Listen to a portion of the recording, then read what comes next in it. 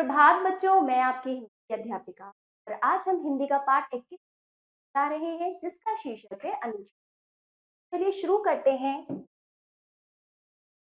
पाठ 21 लिख अंग्रेजी में या इंग्लिश में क्या कहेंगे?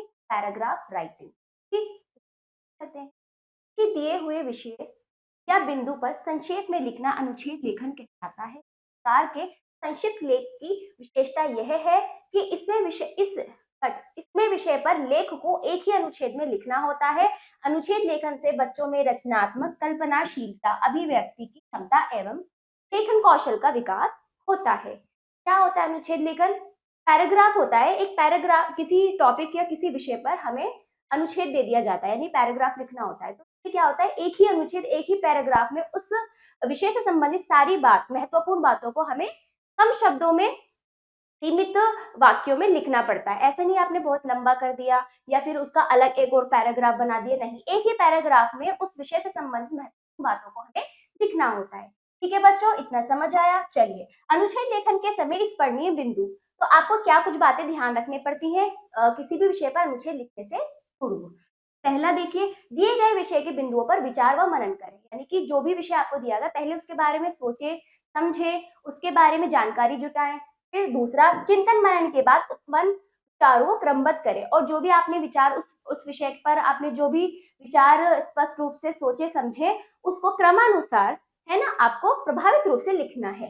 तीसरा, लेखन की भाषा सरल एवं प्रवाहपूर्ण हो, यानी कि उसमें क्या होगा, जो भी आप लिखोगे वो सरल होनी चाहिए, समझ आनी चाहिए, उसमें प्रवाह होना चाहिए, है ना, एक लय के अनुसार उसमें क्या होना चाहिए, आपका अनुच्छेद होना चाहिए जो पढ़ने वाले को मजा आए। ठीक है, अगला देखिए चौथा, शब्द सीमा का विशेष ध्यान रखिए, है ना, ऐसे नहीं लंबे लंबे चौड़े अनुच्छेद लिख दिया आपने, अधिक से अधिक शब्द लिख दिया, फिर किसी बात को बार बार दोहराना, वो नहीं करना आपको। ठीक है, चलिए उदाहरण के तौर पर हम मेरा परिवार के ऊपर देखिए, यह अनुच्छेद, जैसे कि राहुल अपने परिवार के बारे में बता रहा है। मेरा नाम राहुल है, मैं रामपुर गांव में रहता हूँ। मेरे परिवार में कुल 10 सदस्य हैं। मेरे अलावा मेरे परिवार में मेरे दादाजी, दादी जी, पिताजी, माँ, चाचा, चाची और उनके 2 बच्चे हैं। मेरी एक छोटी बहन भी है जिसका नाम छाया है, वह बड़ी नटखट है। मैं 12 साल का हूँ जबकि छाया 5 वर्ष की है।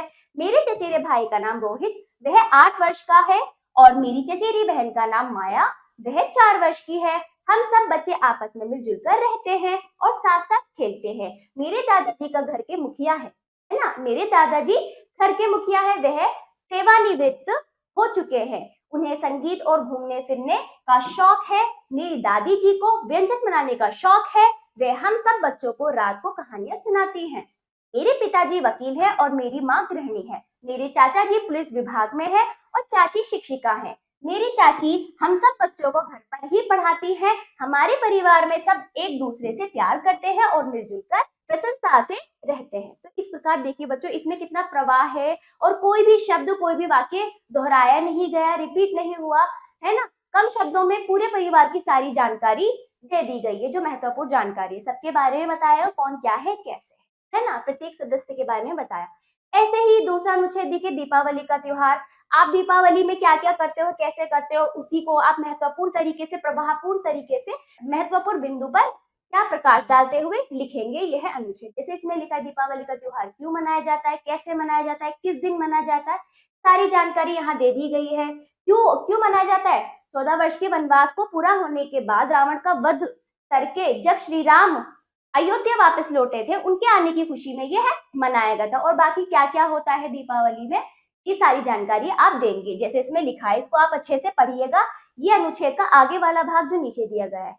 ठीक है बच्चों, अब देखिए तीसरा, मैं प्रकृति हूँ। प्रकृति अपने बारे में बता रही है, वो क्या है, उसकी क्या विशेषता है, क्या है, कैसे, किस प्रकार प्रकृति किस किस किन किन भागों में बटी हुई है ना। मैं प्रकृति हूँ, मेरा स्वर स्वरूप अत्यंत विस्तृत है, यानी बहुत बड़ा है ना।